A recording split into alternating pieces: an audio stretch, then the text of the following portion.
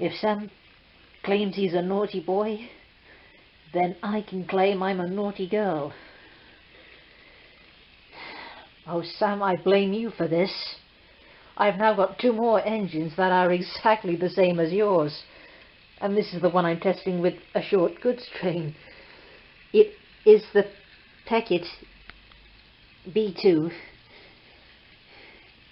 in the green colour with the brass dome, named Westminster.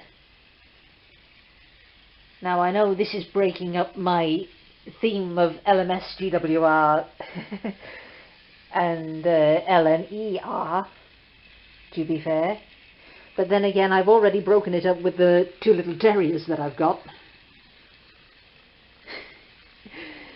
And now I've got this Peckett, and the other one, which I've yet to test, although these 2 have been tested for me, is something else that Sam has got already.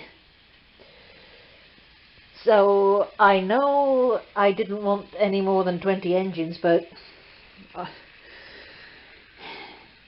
curse you Sam, you've made me break my rule. But at least it's nothing more than steam engines. Nice Peckett engine.